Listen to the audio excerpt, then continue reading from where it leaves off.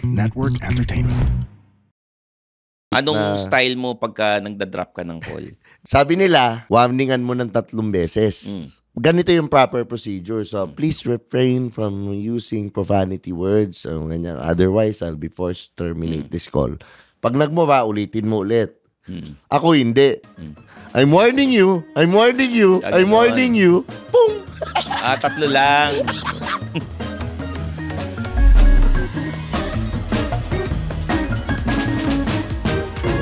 Mga Immortal, welcome to the Underpaid Podcast. I'm your host, Stanley Chi. Ito ang podcast na pro-employee para sa mga Immortal wherein we talk about work-related topics in a light manner na parang nagkukwentuhan lang tayo sa pantry. Ang guest natin ngayon, eto, matindi. Ang patron saint ng mga manyak sa opisina. Hindi ko na patatagalin. Si Tio Bry. Yon, what's up? Mga nanonood dyan kay Stanley T dito sa... Ano tawag sa mga fans mo? Mga Immortal. Mga Immortal, yan. Immortal din ako dati, call center, dati 10 years. So, yan. Pag-uusapan natin yan. Tio Bry, welcome to the Underpaid Podcast. Pag-uusapan natin, trabahong pang OFW, pang BPO. Diba? Paano ba nagsimula si Tio Bry nung... alam ko, nagbabanda ka rin, di ba? So, kwento mo naman sa amin, yung... Magiging content creator or lahat? Buhay immortal mo muna. Kasi syempre, bago ka naging content creator, bago ka naging manyak na ganyan, no? Nga, dati pa ako manyak. Dati ka ng manyak. Si Tio Bry, manyak na manyak. Ako, manyak lang. Oo. Yan. Okay. So, paano ba nagsimula yung pagiging buhay immortal mo? Anong college ka? Anong kurso mo? Okay. Anong first job mo? College ako, ang course ko talaga, architecture, FEU. Pero, hindi ako nakatapos. Tinapos ko siya. Sabi ko, tapos na to. Ayoko na. Kasi at that time, nagbabanda na ako. Ang laki nung kita sa banda eh. Anong pangalan ng banda nyo? Unang-unang banda ko na professional talaga. Yung nauso na yung mga R&B. Pop Cycle. Yung una kong banda nun. Tapos, yun, tuloy-tuloy na ako sa pagbabanda hanggang... By 27 years old, kasi humina yung gigs eh. So kami nung singer namin, nung banda ko na at that time, nag-start na yung Urbanation. Yung banda ko hanggang ngayon, R&B pa din. Nag-apply na siya Convergys. Pwede naman magbanggit, no? Pwede siya. Naman. Kumbaga para meron kang day job, tapos nagbabanda ka sa gabi. Anong taon nito, Tio Bry? 2006. Kasi ako naman, parang, siyempre nagkatabaho na siya. Apply din ako. Nag-apply ako ngayon, sabihin ko ba, pwede ba? Pwede. Cytel. Nag-apply din ako ng call center. So, yung girlfriend ko at that time, nagtatabaho doon. So, pinasok niya ako. Tapos hanggang nasanay ka na sa merong kinsenas 30, na parang hindi ka na makalis na, tangina, pagsabayin ko to. Parang pagsabayin ko yung pagmabanda. So, siyempre, bata-bata ka pa, kaya mo pa yung puyat. Pero realistically, nagsimula ako magtrabaho talaga yung call center, which is 27 years old ako noon. Nung nasa FEU ka, hanggang anong year lang yung architecture mo? Dahil na. Majajaryo mo ko. Bakit? Thesis na lang kulang. Bakit hindi mo tinuloy? Wala lang, parang, siguro dahil bata, tapos ang sarap magbanda. Parang naisip ko noon, isipin mo, baon mo 150 kada araw. Biglang all of a sudden, kumikita kang 5,000, 10,000 kada linggo. Nag-millennium pa. Noong nag-millennium, kumita akong 50,000 ata isang linggo. So, parang, sabi ko, ba't ba ako nag-aaral? Di ba para magkatrabaho? Hindi mo naisip yung, yung parang fallback mo pagka yung banda mo, hindi na, humina na. Hindi mo naisip yung fallback. May onting takot. Pero at that time, sabi ko, parang ito yung gusto kong gawin. Gusto ko talaga yung... Ngayon, naiintindihan ko, entertainment industry talaga parang yung gusto naisip ko. mo, self-centered kang tao. Oo, yun. Madamo talaga ako. Wala akong pakialam sa feelings ng magulang ko, mga ganon. Hindi mo naisip na, ano kaya ako nagtrabaho ko sa architectural firm? Or nag-board exams ka, ganyan. Hindi mo naisip? Hindi ko masyadong naiisip kasi sobrang... Parang ngayon nakikita ko parang ang saya eh. Alam mo nag-enjoy ka bilang bata. Oo. Pero, kumusta ang feedback ng mga magulang mo noon? yung tatay ko, naalala ko noon yung time na tinanong niya ako. Sabi ko, pa, parang kailangan ko na yatang mamili, kasi ang hirap na, pumapasok ko school. Tapos nag-aaral ako, nagbabanda. Ang nangyayari kasi sa akin, dala ko na yung T-square ko. Oo. Pati gitara, iiwan ko sa guardhouse. Oo. Tapos pagkatapos ng klase, magpa-flight ako Cebu, Oktoberfest. Uuwi ako kinabukasan, papasok na naman ako. Naka-uniform na ako noon from the airport. So sabi ko pa, kailangan ko na yatang mamili. Siyempre yung tatay ko, kala, yes, mag-aaral na lang alam ko. Sige, hinto muna ako ng isang sem. Sabi ko, magbabanda muna ako. Nagalit tatay ko, sabi ng tatay, pag ikaw nag-give up, bahala ka. Ganon. So wala lang, yun. Yung nanay, supportive sa'yo. Galit, pero gusto mo yan eh. Good cop, bad cop. The typical na parang isang mabait, isang salbahe na para magkukwento ko sa kanya.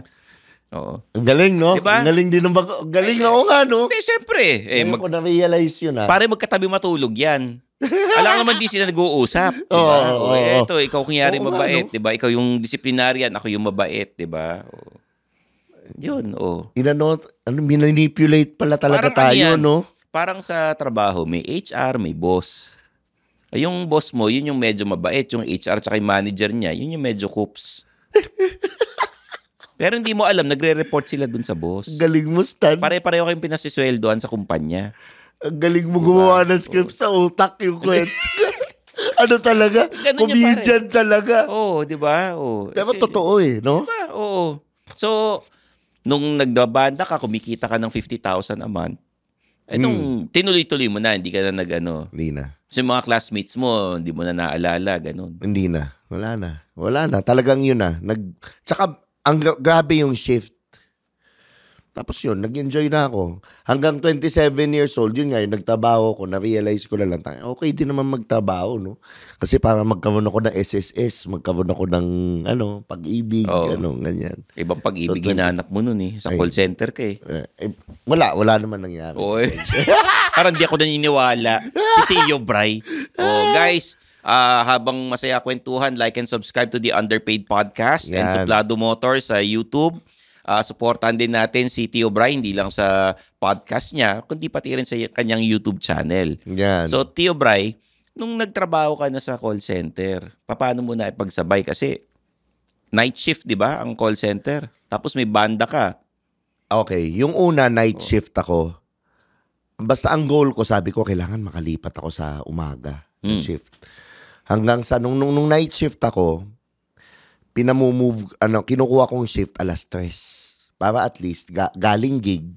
Oo, diretso na. Diretso na, walang tulog yun. Sabi ko, paano ko nakakayanan? Pag mas bata, mukhang mas kaya. Kaya Pero ngayon medyo bibigay na katawan mo. Wala. Hindi kakayanin ngayon. So minsan nagko-calls ako tulog.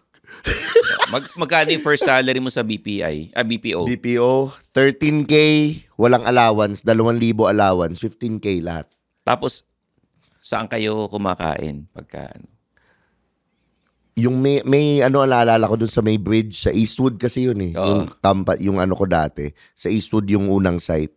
So may bridge yun, yung IC, may branch sila doon, yung IC na sisig sa Pasig. Doon kayo kumakain palagi. Kumakain sila, tapos, may lutong ulam. Nag-iinuman kayo. Oo. Mga ganun ang sa BPO company. BPO, minsan nag-iinuman hapon or umaga kasi katatapos lang ng shift nila. Oo, ganun. Buti nakakayanan ng katawan mo kasi pag nagigig kayo, uminom rin kayo, kumakain din kayo na sisig. Well, nung inom, hindi na ako umiinom doon after. Kasi nga, galing na akong gig tsaka talagang, wala na. Kahit gustuin kong uminom after shift, tinutulog ko.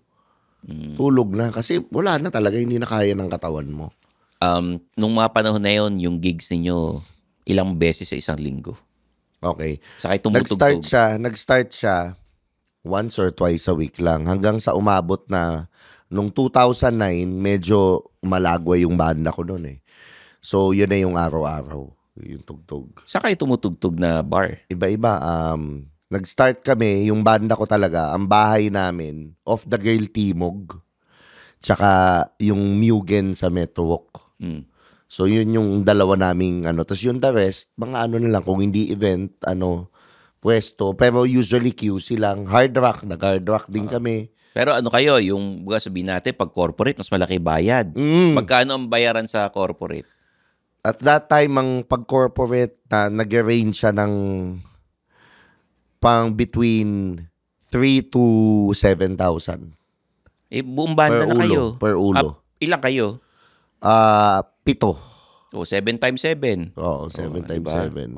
Ganun Yun. siya. So yun yung mga 49. Ganun, di ba? 50, at that time. May manager pa ba kayo? Wala na. At that time, meron 30% sa kanya. Tapos, umabot sa point na yung peak ng banda, yun na, nagbabudget na kaming 100. Yun, per 2009, sa mga corporate gigs. Corporate yung gigs. regular gigs, halimbawa dun sa Timog, magkano ang nakukuha ng banda? 1.5 per head. Baba lang yun. 1.5 times 7. Oo, Tapos libre pagkain. Libre pagkain. Tapos lalangoy ka sa iced tea. Minsan ganyan mag-negotiate yung mga bar. Yung mga iced tea, tapos may sisig kayo. Ganyan, kanin. Sabihin, okay lang ba ang budget? 800 lang. Pero lalangoy naman kayo sa iced tea. Ano sinabi nyo? Wala. Ayaw namin. Ayaw nyo. Ano yung restaurant na yung sarap ng pagkain dito Talagang tinrato tayo na maayos. Off the gill talaga. Yun. Ano yung mga binibigay sa inyo pagkain doon? Ang sarap nung, kung anong from the menu. Pipili ka. One dish per per band halimbawa, gusto mo ng barbecue, gusto ko magsinigang, pwede. Pwede. Ano naman yung bar na eto palagi ulam? Eto lang, staff meal yung binibigay sa inyo. Kasi kami bilang ano yung binibigay sa inyo? Oo, laging staff meal. May time pa nga nun talaga nagreklamo ko Hindi naman sa galunggong. Yun yung palaging staff meal tsaka kanin. Tapos may sabaw. Wala nga sabaw minsan Okay. Oo. So, yung ganyang simpleng nagbabanda kayo, ilang sets? 2 sets, 3 sets. Ilang kanta ang isang set? 45 minutes, so mga 10. Isang set. Isang set. Tapos you get 1.5 per per night. Per night. Pero at that time naman, medyo malaki-laki na yun Pero kasi, kumpara sa ngayon. Bukod doon, nag-enjoy kayo sa ginagawa nyo. May album ba kayo nilabas sa Spotify? Naglabas kami ng nasa Spotify na ngayon. Pero yung kanta nun dati, saan ba namin nilabas yun? Number 4 sa Wave 89.1 yun yung isa naming kanta. Original. Tapos, original. Hindi kayo nagre-revival? Hindi.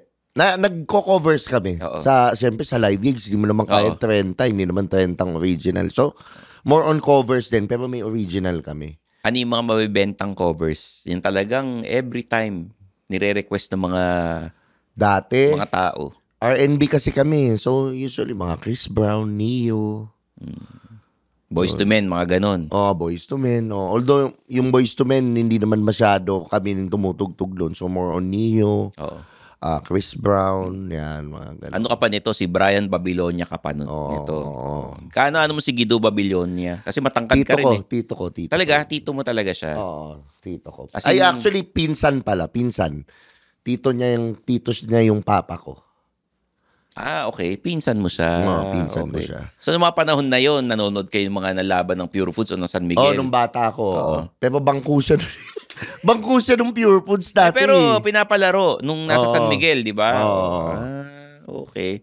Tapos, anong sinasabi sa iyo ng mga kaopisina mo? Siyempre, pagka performer ka, tapos nagtatrabaho ka sa BPO, may ibang kakantsawang ka, medyo ini-small ka pa nung iba, hindi ka siniseryoso. Hindi At that time kasi, yung mga kaopisina namin sa Saitel, nanonood din Kumbaga nakikita nila, parang larger than life ka nga Kasi parang nagbabanda ka. Tapos, umaalagwa din yung banda na. May mga fans na rin kami nun Hindi naman ma-social media nun, pero may fans na din Pero nung nagsisimula ka, wala bang nag-aano sa'yo? Parang hindi ka siniseryoso. Oo, pamilya, syempre. Kasi ang family namin, doktor, engineer, professionals So, pag hindi ka professional, parang dapat professional ka. Parang may title yung doktor, engineer, tapos ikaw nag-architect. Di dapat ang tawag sa'yo, Architect Brian ka dapat. Dapat. So, pero hindi natuloy. Usually, may mga kaopisina ka sa BPO na doktor, Accountant, yung mga title din. Ano yung mga nakasama mo sa BPO nun? Iba-iba may mga graduate ng nurse, all walks of life. May mga engineer na walang project ngayon, nag-apply muna kasi may pinaaral na college na anak. Akala ko may pinaaral na college sa jowa. Ay kasi sa mga ibang usapan yun. Sa kaso mo, nagpaaral ka na ba ng jowa dati? Hindi, wala pa naman. Talaga? Ako pinaaral nun. Ikaw pinaaral. Dahil taga-banda ka nung estudyante ka, wala bang yung lumalapit sa inyo? Ano yung pinaka-wild na ginawa ng fan? Sa akin, naalala ko nung pinaka-wild na ginawa ng fan, Iloilo yun. Banda ko pa dati. Iloilo, tumugtog kami. Nakabandana ako nun. Kinuha niya yung bandana ko. Tapos, pagkatas ng bandana, sabi niya, may isa-swap ako sa'yo dyan mamaya. Siyempre yun, may isa-swap siya, sumama sa kwarto. Yun na yun. Ano itsura? Ha? Maganda. Hindi ko rin naman ibibigay kung hindi. Anong trabaho niya nung mga panahon na yun? Hindi ko na alam Hindi basta alam ko, tinabaho niya ako. Pag yung mga ganyan, hindi mo tinatanong yung mga pangalan nila? Hindi. I mean, inatanong naman. Pero, alam mo naman nung bata ka, parang, alam mo medyo... Imposibleng hindi mo maalala pangalan nila. Tsaka yung itsura, imposible. Actually, ang dami nang hindi ko na naalala ang pangalan. Honestly. Kahit na sabihin mong yung mga nasa sa pagbabanda. Oo. Ang dami na, Stanley. Dami na yung at that time talagang iba Wala nag-alok sa'yo ng pera nun? Meron din. Nagkaroon din ako ng sugar mommy. Anong ginagawa sa'yo nun? Pero yung sugar mommy ko, 24 ako nun, 36 siya. Ano naman? Todo. Paano todo? Todo, maganda. Maganda talaga. Akala ko todo nagbibigay sa'yo palagi. Todo, maganda, tapos nagbibigay pa. Ano yung binibigay sa'yo yung pinakamahal? Basta binibigyan ako anytime na, binibigyan ako 10,000. Ano kapalit nun? Ha? Ano kapalit Wala. nun? Basta magjowa kayo, ganun? Lumalabas kami. Saan kayo nagpupunta? Iba-iba. Hindi nga iba-iba. Sa Enchanted Mall, Kingdom? ganyan, mall, sine, date. Tapos? Ganon, yun. Siyempre, sa lahat nagbabayad, din. Sa lahat. Anong trabaho niya? Nagja-jerger. Ano siya nun producer din siya ng iba-ibang banda. Nagdadala siya sa probinsya ng banda. So, doon niya ako nakilala. So, kaya ka nakapunta ng Iloilo? Hindi, iba pa yun. Management namin nagdala. Ay, mali ko ba? Producer sabi Luzon lang siya, Luzon. Ba't ka natipuhan? Tingin mo, ba't ka natipuhan? Hindi ko alam Mahirap Paano yung pahaging ng mga sugar mommy na ganyan? Actually, type ko rin siya at that time. Type ko rin siya So ako rin yung minsan nag-aaya din, ma'am, bakit man tayo niyan? Labas tayo niyan. Ano sabi niya? Yun, labas kami. Tapos yun na. Doon na nag-start. Doon na, nagka-developan kayo. Paano mo sinabi na, pahingin ng 10,000? Hindi, wala. Ano lang? Nakita ko lang na parang siya nagbibigay siya talaga. Na may may $200 dyan sa kunin mo. Dollars? Kaya minsan may dollars, minsan Magkaibigan pa rin kayo? Ngayon, hindi na, siyempre. Magka-Facebook pa naman kayo. Hindi na, wala. Wala talaga. Hindi mo na kinakaibigan yung mga ganyan. At that time, hindi pa kasi uso yung Facebook Pero kung uso, baka naging kaibigan ko. Ngayon, uso na kayong Facebook. Hindi ko na maalala kung ano apelido Honestly, talaga? Ang dami talaga. Ito, nagbabanda ka, tapos nagko-call center ka, may naging jowa ka sa call center. Meron din. Meron din. Alam niyo nagbabanda ka, tapos sikat-sikat ka. Selosa ba? May mga gano'n naman, may mga selosa. Pero sa call center naman, jowa. May na-jowa ba ako? Parang wala naman ako na-jowa doon Wala naman jowa. Pero, alam mo na, mga date, fling. Meron.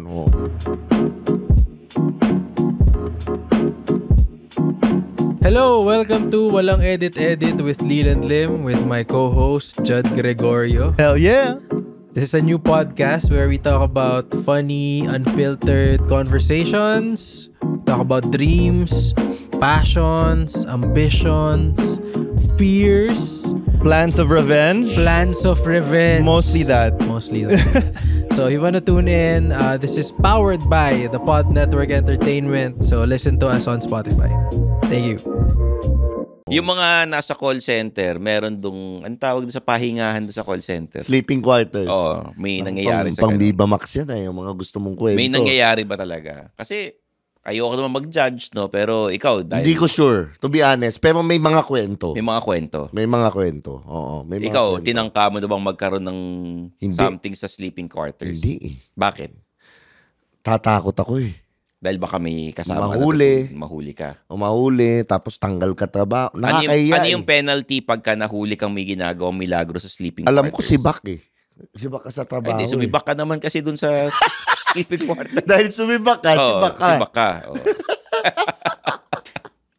Ano yung mga bawal mong gawin nung nagtatrabaho ka sa BPO dahil alam nilang performer ka? Yung kumakanta ka sa Wala naman. sa bars. Hindi ka naman sinabihan ng TL mo na, oy, alam kong sikat-sikat ka pero dapat magtrabaho ka rin. Attendance, syempre. Oo. Pero alam naman ng mga boss ko yan ngayon, ng mga friends ko dati. Bugoy din akong ahente dati. What do you mean bugoy? Parang hindi ka nagpe-perform masyado. Palalate. Oo. Minsan palalate. Nandadrop ng call. Ano rin eh. Kumbaga, pasaway na ahente rin ako nun eh. Sino yung madalas mong nakakausap na foreigner? Kasi syempre, you have clients sa ibang bansa. Sino yung mas dalas mo dinadrop yung call? Pag nagmumura, pag yung inaano ka. Pag irate, ganun. Oo, sobrang irate Anong na. style mo pagka nagdadrop ka ng call? Ito, may style ako na Sabi nila, warningan mo daw sa call center, mga nanonood, alam nyo yan. Warningan mo ng 3 beses. Di ba? Ganito yung proper procedure. So, please refrain from using profanity words. Ganyan. Otherwise, I'll be forced to terminate this call. Pag nagmura, ulitin mo ulit. Ako hindi. I'm warning you. I'm warning you. I'm warning you. Boom! 3 lang. 3 I'm warning you. Ano pa yung mga estilo ng mga nasa call center pagka yung ayaw nila yung kausap nila? Ayaw nila yung kausap nila. Can I just put you on hold for 5 minutes while I just check your account? I-hold nyo na yun. Tapos, Babalikan nila 5 minutes. Hold ulit. My supervisor is still checking. Hold. hanggang sa sila na bumitaw. Meron nga ako dati, ginawa ko eh. Ito malala to. Kasi ang proper hold procedures, magpapaalam ka, tapos sabihin mo yung reason at gaano kahaba. Yun yung lagi. Sabi ko, tangina. Tignan mo kung gaano ako gago mag-isip. Sabihin ko, can I put you on hold for 15 minutes while I just smoke downstairs? Okay. Inold ko. Pumayag naman. Hold ko. Yosi ako sa baba. Guys, disclaimer lang ha. Ito, kwentuhan lang namin ni Tio Bray. Pero, ini-encourage namin yung mga listeners, lalo ng mga estudyante, mag-graduate kayo, huwag kayo maninigarilyo, masama sa katawan yan. Ito, disclaimer lang, para safe tayo. Yan. Baka sabihin, dapat tularan. Hindi. Mali yun. Smoking and vaping is bad for your health. So, huwag niyong gagawin, huwag niyong nasubukan, and mag-graduate sana kayong lahat para makahanap kayo ng trabaho. Tsaka huwag kayong malandi. Mali yan. Diba? Wait till you're married. Yan. Save nyo for marriage yan. Napakaganda coming from Tio Bray, ha? Yun ang ina-advocate ko kasi wag. Napaka mapagpanggap. Wag mong subukan, masisira ang buhay mo. Yan. So, ayan. Yan yung mga estilo ng mga call center agents. Ano yung stereotype pag call center agent ka or nagtatrabaho ka sa BPO? Pinaka-worst na stereotype? Ano yan? Nagkakabitan yan. Tapos ano pa ba? Madaming pera. Malaki ba sweldo ba talaga ng BPO at that time, employees? Hindi ko lang ma-imagine kung akong hindi graduate, walang call center, babagsak ako sa 9.5 na sahod. Ang call center medyo above minimum. Magkano nung time mo? Yun nga, ang 13. Okay. Tapos plus allowance na 2,000. So may 15 ka kagad. Nung time na yun, 2006, malaki yun. Malaki yun. Above minimum yun. Medyo Saan above napupunta minimum. yung gastos mo, yung pera mo? Saan nauubos? Minsan Kaka-taxi, kakamote. Dahil sa mga nanonood sa'yo pagka nagbabanda ka. Ano yung estilo ng mga fan or yung mga nanonood sa'yo para yung magde-date kayo, lalabas kayo? Paano estilo? Teka, estilo nila o estilo ko? Pareho. Kunyari, yung mga nanonood muna. Okay. Dati kasi nung naalala ko yung peak nung pagbabanda ko, bawa out of town. Yung banda ko Urbanation, yun nga pala, by the way, gusto ko lang invite November 14, 21 years na kami, mag-reunion kami sa Takeover. Sa Takeover sa may Quezon City yun. Tutugtog kami. So, yung banda kong yun, halimbawa, out of town, tutugtog ka. Pag tumutugtog, binubulungan ko na yung PA nun. Ayan, yun, yan. Kunin yung number. Kunin yung number. Hindi. Dalawa yung band namin lagi. Isa pang amin, isa pang chicks. Okay. Pagkatapos ng tugtog, di lahat yun in-invite. Sabihin nyo, may party, may after party nito. Ganyan. Pagdating doon sa hotel, meron kaming extra 2 rooms or whatever. Doon kami magpa-party. Parang gano'n. Anong ginagawa niyo sa party? Inuman, gano'n? Inuman, gano'n. Tapos bahala na. Kung ano. Kung alam mo na yun. Eh, paano kunyari? May may balak kang gawin sa kwartong yun. Palalabasin mo na yung mga kasama Pupunta mo. ka na sa kwarto mo. May kanya-kanya kayong kwarto. May kanya-kanya pang kwarto. So, ganun yung nangyayari. So, yun, dadalhin doon. Tapos naalala ko nga nun, may time na yung management namin, nag-hire na ng 2 security na bouncer. Oo. Okay. Yung mga bouncer, mga ulul din. Meron kaming VIP area na doon lang kami, couch. Oo. So, sinasabihan namin yun na, babae lang pwedeng pumasok dito ha. Lalaki, kami lang lalaki dito.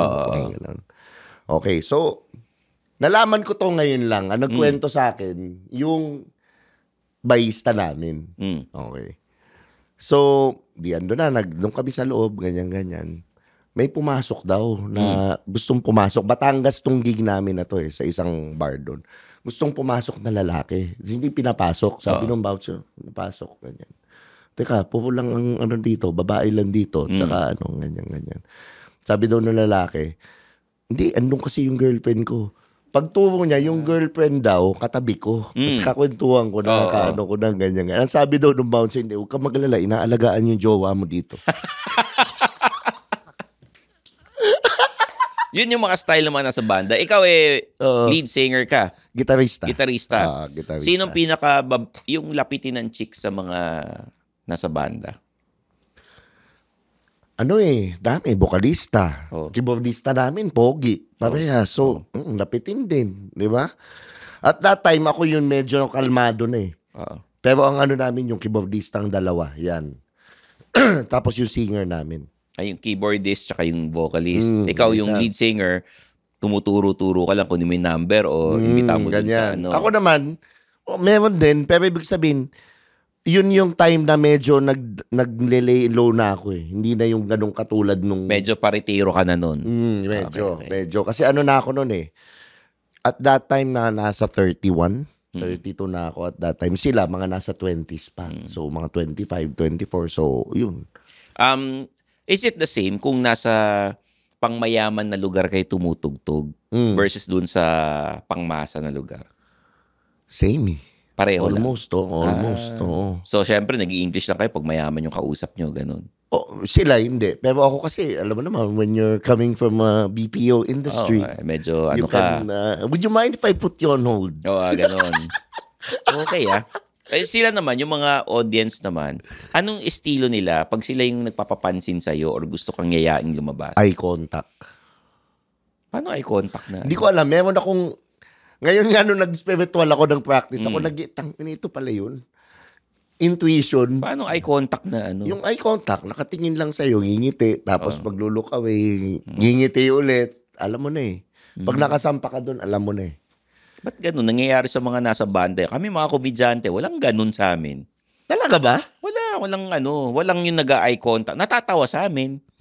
Pero pagka kinausap namin, wala, natatawa lang sila. Pero aphrodisiac din ang pagpapatawa eh. Hindi, Ang mga komedyante, Parang ang daming chicks din eh. hindi naman lahat. Bakit si Alan Kay? Wala naman. Sila Roderick Paulate, wala Siyempre. naman, di ba? Siyempre. Hindi chicks yun, siyempre. Di ba?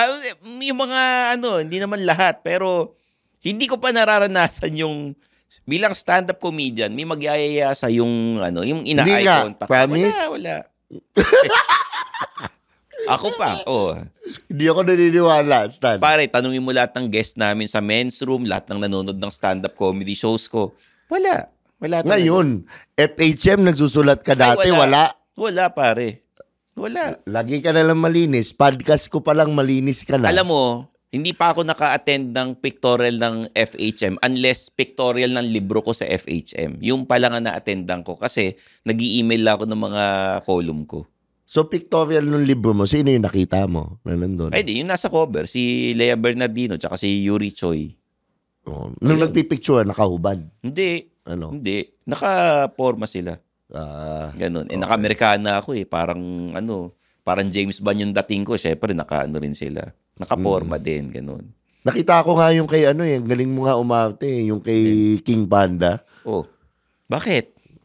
Ano naman yung kay King Panda? Alin dun Galing mo nga umarte. alin dun yung ginawa ko na napanood mo? Basta, alam ko. O di, napag-usapan na natin yung style ng ng pag nasa banda, pag mag-chicks, tsaka yung kinikita. Paano i-approach yung mga nag-eye contact na ganyan? Ewan ko, dati hindi ko rin alam paano ko napupull off eh. Pero iba yung kapal ng mukha ko nun eh. Oh. Tsaka iba rin yung, siyempre pag bata-bata ka, yabang mo pa. Oo. Ang mo pa, wala kang pake. Wala nga akong pake sa may boyfriend nun eh. Kahit na i-reject kayo, okay lang. Oo. Ah. Pero usually hindi eh. Hindi ka na Sino hindi ka nagbabayad ng nami-reject date? eh. Sino nagbabayad ng date pagka lumalabas kayo nung mga fans? Apakakapal na mukha ko. Minsan yun, nagbabayad ko. Ang kapal Talaga? na mukha ko talaga. Kasi nun, sabi honestly. sabi mo, ikaw manlilibre ganun. Hindi, wala. Sila lang. Sila na nagbabayad. Or minsan, asshole nga. Unless Pag dun nababalikan ko eh. sa VIP room na yung mga may sopa kayo, tapos kayo na May nagbabayad. inumin na yun eh. Oo, kayo na May ano na yun, lapag na ng production yun eh. Ano yung pinag-uusapan nyo pagka nasa ganyang stage? Nakikipagkwentuhan lang. Paano? Anong trabaho mo? Ganyan. Mga ganon. Paano mo ko ililibre? Ganon. Ganyan. So, anong oras tayo akyat? At diretso ka na. Hindi naman. Pero may mga ganon ako, hindi ko rin alam paano ko napupull off. Yung parang overconfident. Pero, putang ina, hindi ko rin alam nag-work. O sige, kung sabihin nating umaakyat kayo dun sa kwarto nyo, paano mo sinasabi na ano lang to hindi to seryoso? Kasi, syempre, fling yan eh. Oo. Usual naman ng babae, alam nila, lalo na pag sa banda. Expected na nila eh. Hindi sila yung, wala kang naging fan na talagang. Oo. Tsaka ako yung, ako yung parang at that time, dati, naalala ko nung pag may nag-I love you, humihinto ako. Teka lang. Ano yung sinasabi mo? Yosi muna ako. Paanong acting nung ginagawa? Parang sanay na sanay ka. Nangyayari yan. Di nangyayari. Mm. Di ba, bumibembang ka. Biglang nag-I love you. I love you. Di ako parang, bangon ako. Teka lang, wala sa usapan yan Yosi ka. Yosi ka. Hindi. Nadala lang ako. Okay, balik ulit. Ito malala. Kibobdista ko. Ito, alam ng mga nanonood yan. Di ba? Kibobdista ko. Sabi sa kanya, I love you, PJ ang name eh. I love you, PJ. Sabi nga Alam mo sabi, at least ako humihinto. Ito, hindi huminto. Alam mo sabi, okay yan. Umulit ulit. I love you, PJ. Mismo. Ganon. Tapos, paano nyo, gino-ghost nyo na lang? Gino-ghost nyo na lang yung mga nakakasama niyo after a while o pinapatagal nyo ng konti? Depende. Siyempre, pag natripan mo talaga, alam mo na, may performance ng kaunti, kinikip mo yung contact. Sila rin naman kinikip din nila yung contact Kasi, pag may mga, lalo na pag yung mga fan talaga, yung mga nanonood, Oo.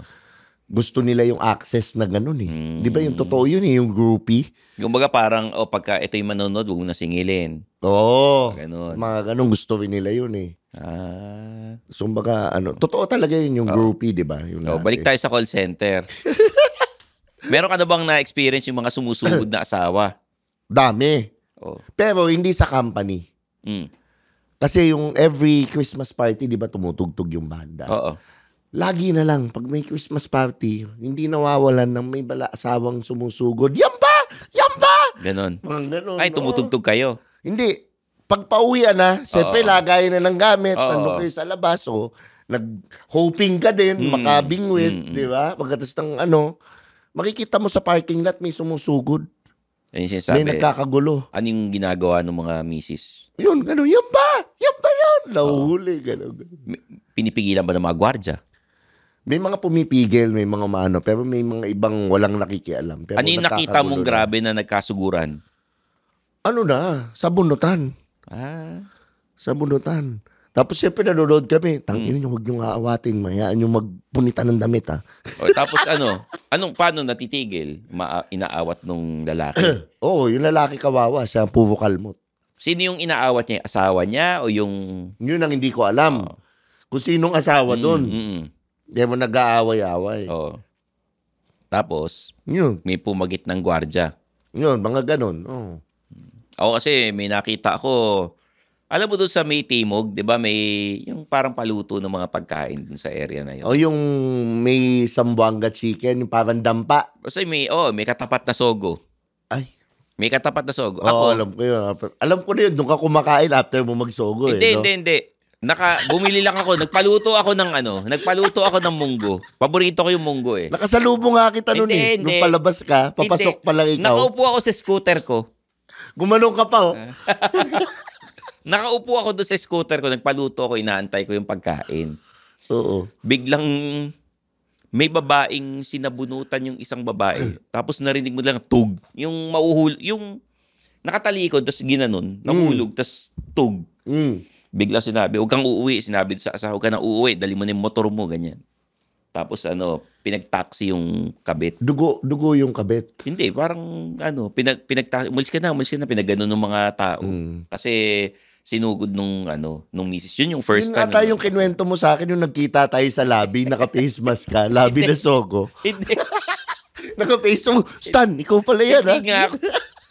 Alam mo, hindi ako nagpupunta sa ganun, pare. Kasi, hindi ako nagpupunta sa ganun kasi baka makilala ako eh.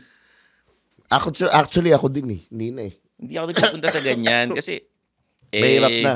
Kahapon nga, nasa mall ako, biglang mga tumitingin sa akin, tumutungo-tungo eh. So, medyo mahirap. Hindi ako nagpupunta sa ganyan. Mga massage parlor, hindi ka ba Wala, nagpupunta? hindi rin. Oo. Tatakot ako, baka mamaya sabihin, idol. Mahirap Meron na. nga ako dati. Oh. Siyempre, hindi pa ako Tio Brian nito. Oo. Normal ka lang. Oh. Pinatabi pa ako sa aquarium. Oh. Pinatabi pa ako.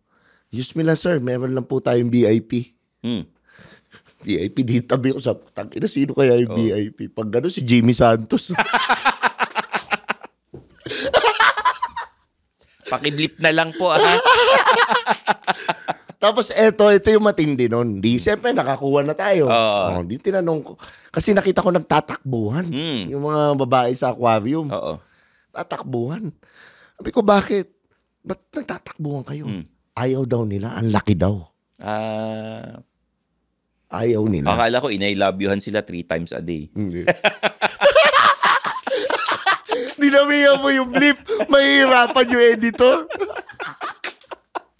Doon ako tawa. Nangawi pa. Excuse me, may VIP lang po tayo. Puta, pagtabi ko puta, I love you 3 times a day.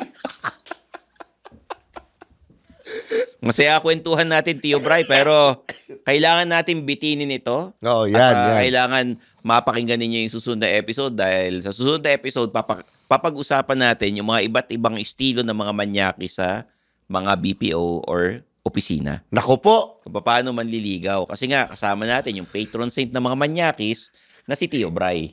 Tio Bray, promote mo na yung podcast mo. Maraming salamat dito sa unang episode ng guesting mo sa Underpaid. Yan, sa mga Immortal dyan, sana naman supportahan nyo rin yung podcast ko na yun sa YouTube, Tio Bray Podcast, tsaka yung podcast na isa, nag-guest din si Stanley sa akin, yung Do You Think na podcast. So, yun, follow nyo lang sa YouTube, subscribe nyo sa, sa Spotify din, tsaka all social media, Tio Bray. Yun lang. Yun. Maraming salamat, Tio Bray. So, guys, like and subscribe to the Underpaid Podcast, Suplado Motors, at sa mga social media accounts ko. Mag-food review rin ako sa mga Facebook, Instagram, tsaka sa TikTok, tsaka yung mga car reviews nandoon lahat. Hanapin nyo na lang ako. So, for Tio Bray, I'm your host, Stanley Chi. This is the Underpaid Podcast.